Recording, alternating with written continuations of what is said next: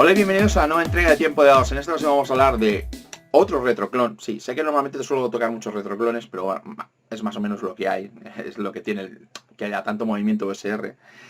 Y en esta ocasión vamos a hablar de un retroclon que no está traducido, por lo menos no todavía, y que no intenta emular las ediciones básicas de Dungeons and Dragons, sino que intenta emular las versiones avanzadas de Dungeons and Dragons. Ya supongo que sabéis que TSR, por motivos de derechos, desarrolló una versión avanzada de Dungeons and Dragons para no tener que pagar derechos a The Bernesen. Así que sacaron dos ediciones de Dungeons and Dragons que no se llaman Dungeons and Dragons en sí, sino que se llaman Advanced Dungeons and Dragons. Y este retroclon intenta emular estas dos primeras ediciones de Advanced Dungeons and Dragons con algunos toques de ediciones posteriores.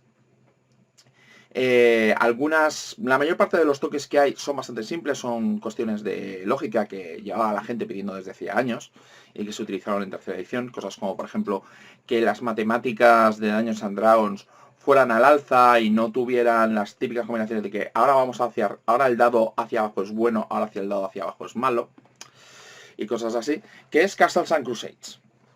Castles and Crusades, como ya he comentado, es un retroclon que intenta parecerse a primera y segunda edición. No tiene cosas como por ejemplo las tiras de salvación de tercera edición, cosa que sería una buena edición, pero aquí lo que vemos es una mecánica que este juego la tuvo primero, que es la mecánica de tiras de salvación asociadas a las habilidades. Aquí lo que tenemos es un sistema básico, que lo que es nuestras características nos dan positivos si las tenemos muy altas o negativos si las tenemos muy bajas. En un principio las matemáticas que tiene en cuanto a las características, a pesar de que tiene las 6 características de siempre, son las matemáticas que tiene Dungeons and Dragons básico, o sea, ya sabéis, de 9 a 12 es más o menos el estándar de 0, 13, 14, 15 sería más 1, 16, 17 más 2 y 18 más 3. Y lo que hacemos simplemente es que tiramos un dado de 20 y sumamos esa característica. Y también podemos subir el nivel para hacer cosas como por ejemplo las tiradas de habilidad. Las tiradas de habilidad en este juego no tienen ninguna lista compleja de habilidades, siguiendo el espíritu OSR que tiene, sino que, bueno, a la hora de tener que hacer una prueba, por ejemplo, de fuerza o de destreza, lo que haremos será que tiraremos un dado de 20, sumaremos el bono de característica que tengamos y le sumaremos el nivel. La diferencia principal que tiene, que es lo que sería la Siege Engine, que es el nombre del sistema que tiene, es que tendremos algunas características que serán asignadas como características primarias. Y en ese caso, la dificultad que tendremos normalmente será bastante más reducida. Normalmente está como unos 6 puntos reducida. Normalmente tiraremos a una dificultad de 12, más una dificultad extra que nos dará el director de juego, dependiendo a lo que nos estemos enfrentando. Ya puede ser un monstruo o puede ser un desafío más o menos neutral. Y en caso de tener una característica primaria, la dificultad será 12. En caso de que no sea una característica primaria nuestra, la dificultad normalmente será 18. Como podéis ver, el sistema es bastante sencillito. Casi todo funciona de esta manera. Las categorías de armadura, que son un clásico de Dungeons and Dragons, en este caso van al alza. Esto es uno de los... Creo que es uno de los primeros retroclones, o por lo menos uno de los más reconocidos que tiene ese tema de haber pasado ya directamente a coger lo que serían las armaduras y tirarlas hacia arriba. Aunque ya TSR en su día, con algunas ediciones de Gamma World, me parece que ya tenía algo muy parecido. Y ¿qué más tenemos aquí? Tenemos clases, muchas que vienen de segunda edición, algunas que vienen de primera, como el asesino. Y en la mayor parte de las clases que tenemos habilidades asociadas a características y cada una de estas clases normalmente ya tienen un atributo principal asociado, en el cual ya directamente nos dicen si te vas a hacer un personaje, ya te pillas directamente la clase y la clase ya directamente vas a tener esa característica como primaria. Normalmente ya cuando cuando asignas la raza, normalmente seleccionas otra característica como primaria, que también tendrá dificultades de 12. Y en el caso, por ejemplo, de que llevamos un ser humano, como tienen menos habilidades raciales, ya lo que tienen es que en lugar de tener dos características primarias, tendremos una terciaria. Tenemos aquí una lista de conjuros bastante extensa, o sea, de hecho creo que más o menos cubre casi todos los clásicos, con listas de conjuros hasta nivel 20, en el caso de clases mágicas como por ejemplo el mago o el clérigo. Lo que sí que tendremos es que en las tablas de nivel ya tendremos aquí cosas que nos recuerdan a la primera y segunda edición, ya que tendremos dados de golpe hasta noveno o décimo nivel, y luego ya a partir de ahí lo que tendremos serán unos sumandos de puntos de golpe, que por ejemplo serán +4 en el caso del guerrero. Y también tenemos una serie de variantes un poco especiales. Por ejemplo, aquí los bardos, por ejemplo, no son lanzadores de conjuros. A pesar de que puedan llegar a leer pergaminos mágicos, son bastante más parecidos a lo que sería una categoría guerrera. Tienen un bonificador de ataque bastante alto, lo cual es una variante bastante guay. Este libro, a pesar de que pongan manual del jugador, tiene bastantes cositas, tiene algunas cositas de máster. De hecho, por ejemplo, te explican lo que es el sistema de combate, que el sistema de combate es como el de dueños básico con un par o 3 de añadidos, cosas como pelear a la defensiva y ese tipo de cosas. Y tenemos la hoja de personaje, cosa que es un buen añadido, la verdad. Esto es una localización, por cierto. Pues bueno, la verdad es que es un manual que está bastante bien. La verdad es que está bastante bien. También tenemos algunos consejos para el máster, sobre todo cosas de cómo asignar dificultades, ese tipo de cosas, pero distas ser un manual completo. Evidentemente, no vamos a poder jugar partidas solamente con este manual. Lo bueno que tiene es que utilizar otro material más o menos retroclónico, como por ejemplo los clásicos de la Marca del Este, material hecho para Labyrinth Lore, incluso para antiguas ediciones de Dungeons and Dragons, es prácticamente cogerlo y empezar a jugar. Porque no hay prácticamente casi diferencias, o si en caso de haber diferencias las vamos a tener muy poco. No hay que. Esto ha sido editado por Troll Lord, esto es un PDF lululizado. Y creo que va a ser publicado por Cubierta dentro de poquito. De hecho, va a estar en la línea de leyendas de la Marca del Este. Así que supongo que será sustituido, francamente.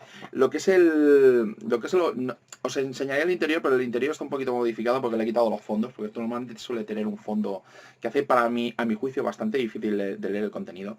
Y las ilustraciones tampoco son como para tirar cohetes.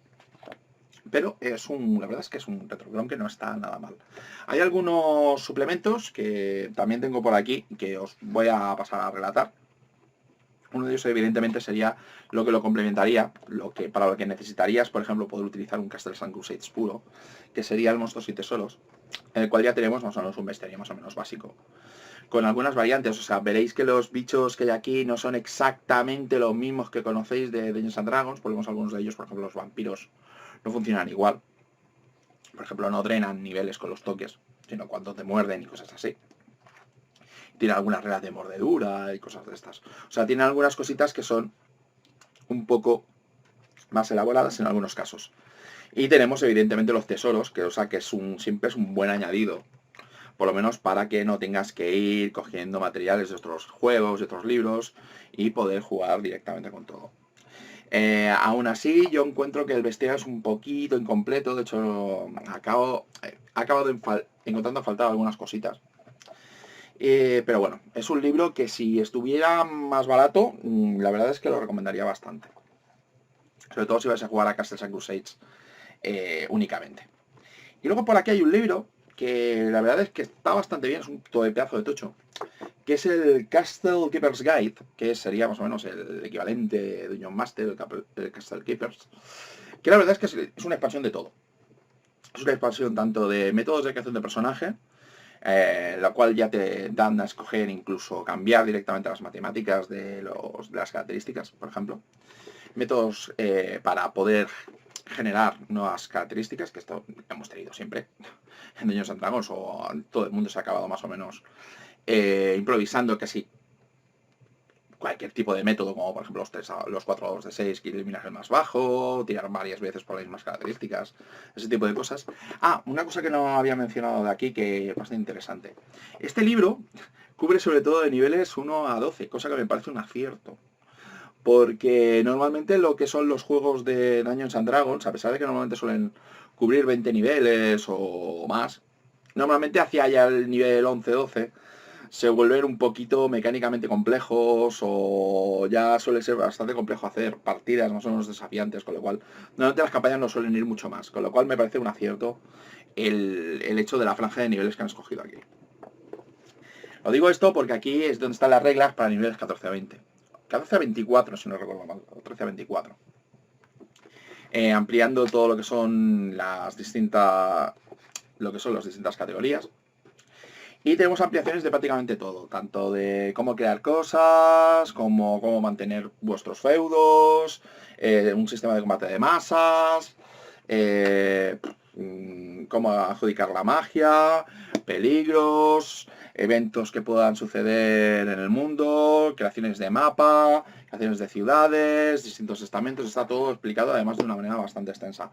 O sea, si no vais a jugar a Castles and Crusades, si no vais a utilizar el sistema porque no os mola, y queréis un libro más o menos de referencia para ir pillando cositas a la hora de generar vuestro mundo, yo os recomendaría el Explora, pero este libro también está bastante bien.